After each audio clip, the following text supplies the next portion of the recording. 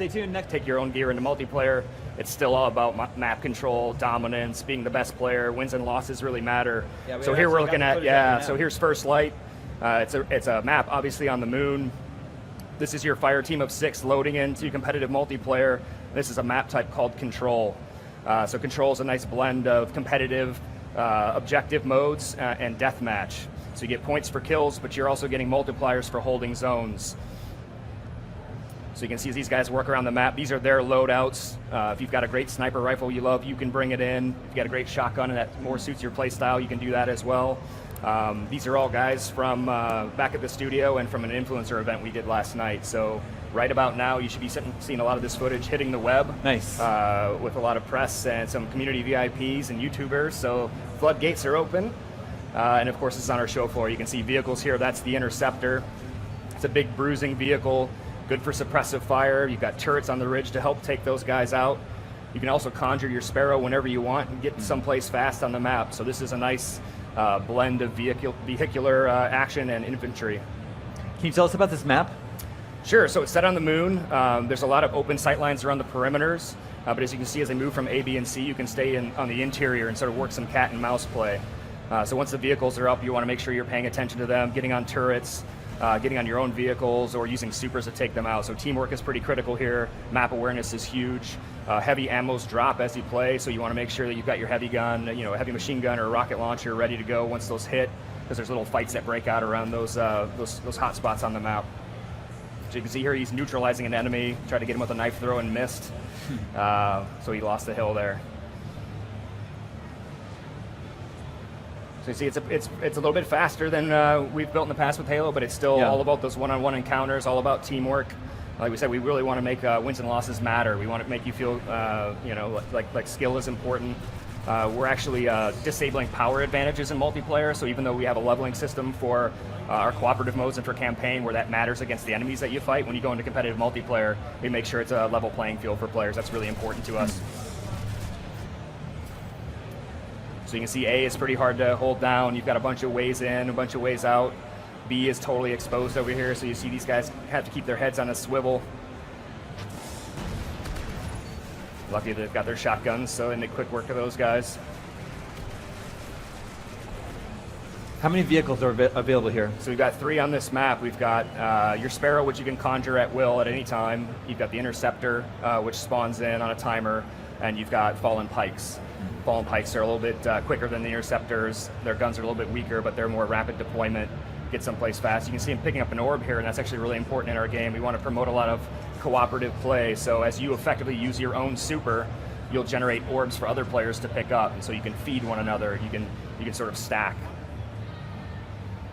You can see the hallmark of Bungie. We're doing really good skyboxes. We're rendering this in beautiful 1080p. We really want these places to feel like rich places you can visit in the world. And so even though this is an arena mode, it's carved out from the game proper, it's not happening in the world, we don't want to have like surprise PvP. Sure. We still have it set in the fiction of the world. So the announcer is a guardian called Shax. You can find him at the tower.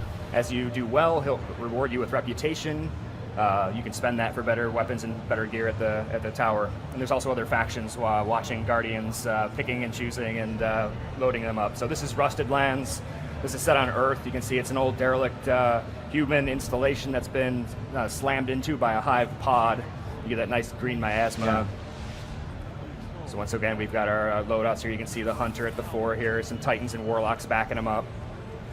Now there's no vehicles on this map. It's very much a infantry, sort of more cat and mouse play going on. So typically you'll see people head up to A. A is very hard to hold down. There's a lot of ways in and out. There's a good sight line out of the front if you want to try to snipe, but you're exposed. So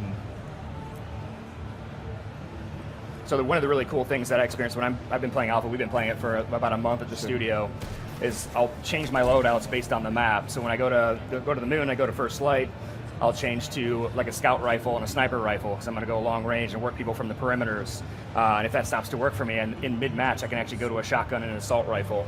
Rusted Lands, I tend to go more assault rifle and then back it up with a shotgun. And of course, I play Warlock, because Warlock's the best class, but you can see some guys playing Hunter, you can see some guys playing Titan, and that'll really change the way you play. So Titans have more armor, so they have more health. They're a little bit harder to take down. Hunters are more agile, so they're a little bit Yeah. quicker, so they can sort of flank you and use their double jump to get around you. Are we watching a hunter right now? We are watching, well, I can't tell you more, but I believe that was a Hunter, yes.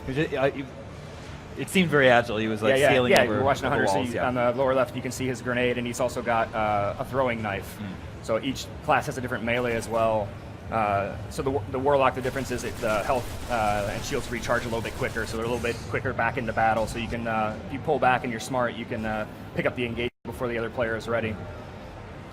Seems like there's a lot of variety just within single maps. There's tons of outdoor variety. and indoor environments. Yeah, there's tons of variety. These maps are actually featured in our alpha. They're incredibly limited. We let players go up to level 8, but you can go well beyond that in the full game. And so even the abilities that we're seeing here, we're seeing 3 grenade types, but even in a one focus for a player, even on one build, you'll see a huge variety of movement modes, grenade types, status buffs, melee buffs. You can really tweak and customize the player to be, fit your play style, really suit how you want to play.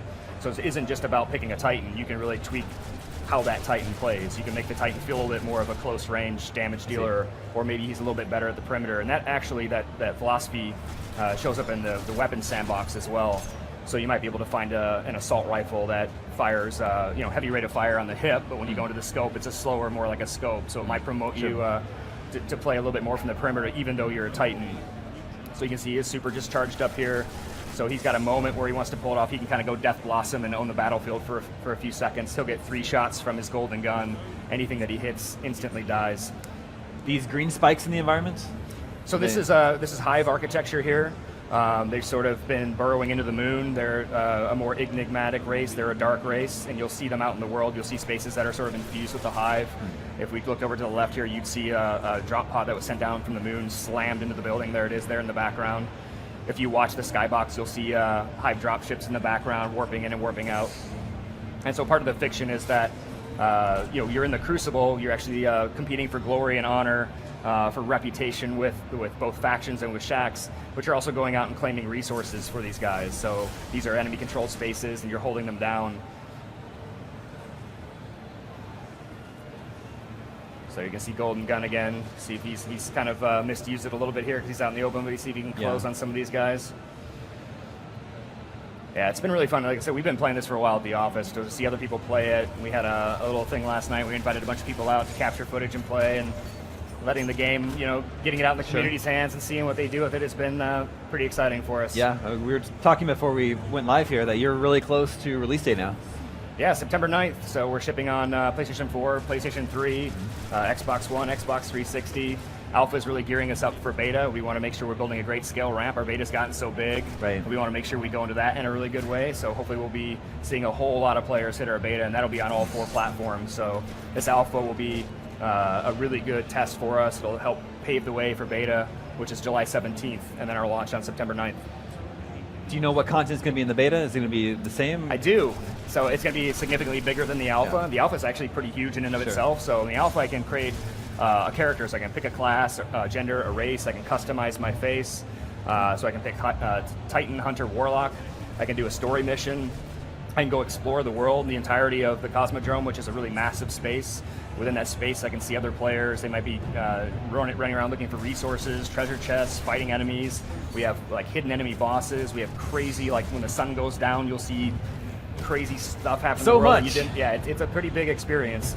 I can go to the tower. I can visit vendors, visit Vanguard mentors, go to the Postmaster. That in and of itself is a really fun space. There's little hidden Easter eggs there for people to find. Go on a cooperative strike, and I can play competitive multiplayer. And like I said, that's just the alpha. So the beta is going to be even bigger than that. We've had a lot of discussions at the office about like, wow, this beta is pretty massive. But it's really important for us to get it out there to show people what we're building. We're doing a lot of new stuff. We're innovating in a lot of spaces. And so we didn't just want to come out and show off the competitive multiplayer, which we think is awesome and really exciting and something that players want to see from us. But in isolation, we wanted to make sure we said, like, here's how it fits into the whole.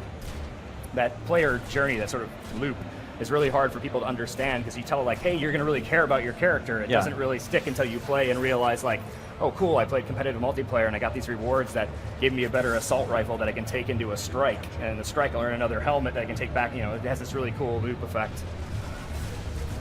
Or I might see a gun on you and go, hey, where'd you get Galahad C? That's an awesome assault rifle. And you can maybe if you're nice, you'll tell me where I can find that. Yeah, and already we're seeing a whole bunch of chatter, both internally and from the people who are playing now, about which are the best builds, what are the best rifles, what are the best loadouts, what are the best abilities. So we're seeing all that min-maxing starting to happen, which is really cool for us because that doesn't happen typically in a shooter. Yeah.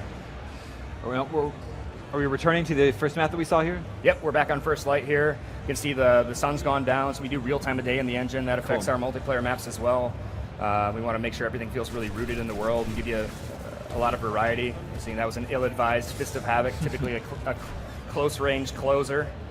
Probably thought he had backup from that turret, but no dice. So we might be cycling through footage now.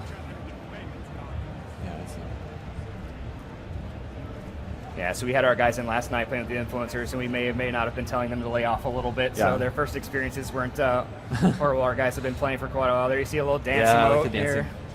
Different ways to communicate, even if you don't have a headset. Obviously, a headset's a preferred way to communicate with your team, but if you don't happen to have one, or if you're not into that sort of thing, you can still communicate with your team. You can still celebrate or tell them you need help.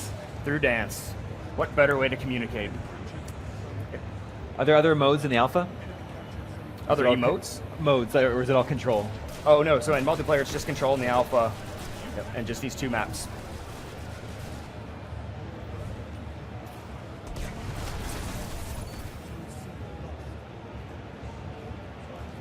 But yeah, like I said, there's still a lot of content. Besides the competitive multiplayer, we have the strikes. The strikes also feature multiple difficulty modes, so if you go through a strike and you want to just relax and shoot some enemies and feel victorious, you can do that with, you know, 2 of your friends, or we can match make that in for you.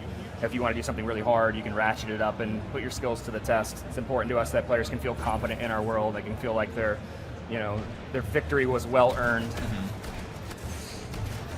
How do you become supercharged? So it's on a timer, and you also accelerate it by getting kills. So typically during a match, we want to make sure everybody gets a super that they can use. We don't want it ever to feel like the rich get richer. So it's just sort of a singular moment, class-based, where everybody can sort of have this awesome ultimate expression of their class power. Those are also tweakable as you upgrade.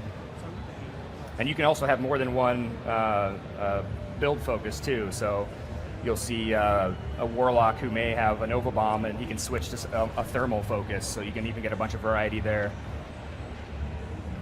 While we want people to fall in love with their guns and their gear and their characters, we also don't want them to have to throw it away if they want to roll a different type. So if you're a Warlock and you want to try out thermal, that's totally cool. Are there loot rewards for winning matches in multiplayer? Yep. So everything you do in the game will earn you rewards. The rewards matter. They're tailored for your class, tailored for your level. These guys are earning Vanguard reputation, which they can take back to the tower, and that'll open and unlock different gear.